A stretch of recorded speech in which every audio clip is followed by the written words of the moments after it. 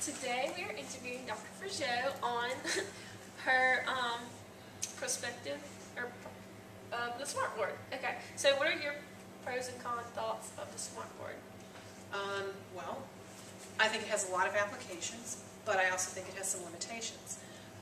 When the smartboards were installed in our classrooms here in the College of Education, the professors weren't asked about whether they wanted them or not. And so we got a lot of what we got were smartboards. One of the classrooms down the hall has a Promethean board, and instead of losing all of our space for blackboard space here, that kept the blackboard because it's not sensitive to chalk dust. The Promethean board is, but the smartboard is. And so the only thing we could have here are whiteboards, and they wouldn't put whiteboards in because they're afraid that we'll pick up a real marker and mark on this board instead of on the whiteboards, and it will destroy them. So what's happened with the smartboards as we have them now is that we have a lot, it's a very small space. And the markers actually, even though you can adjust the width, are fairly thick, and when you write on the board.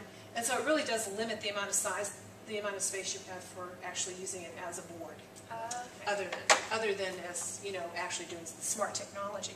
But I like the idea that you can do direct video capture with the smart technology because I do video conferencing, and that's really good.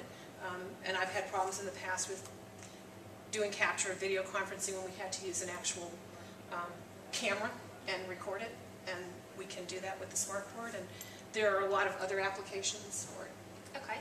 How do you think this benefits children with different learning styles? Well, obviously, children who are visual learners, you can put a lot of, you can use a lot of different types of visuals on this board. You can also have something that's kinesthetic, where students are getting up and they're writing on the board themselves, and they're doing interactive types of things with the board. They can do their own presentations and so forth.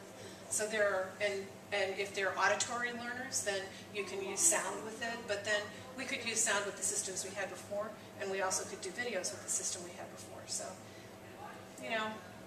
I guess you can do more things with it than you could before. Okay. And what are the things that you need to prepare to using this device?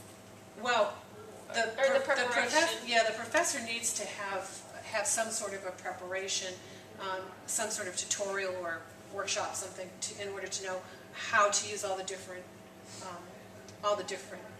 aspects of the board.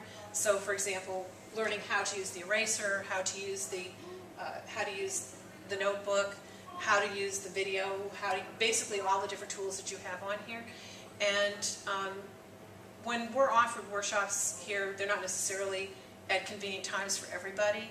So I asked for and got a personal tutorial from one of the staff here, and they spent about an hour and a half teaching me how to do the types of things that I wanted to specifically learn how to do. Basic stuff than the things that I personally wanted to do. And I think you really can't use a smartboard unless you have had a tutorial of some sort or a workshop of some sort. Just like any other device? Just like any other technology, yes. Okay, well thank you for your thoughts, and this was Dr. You're welcome. Frageau. And this is our EDM 310 Project 16.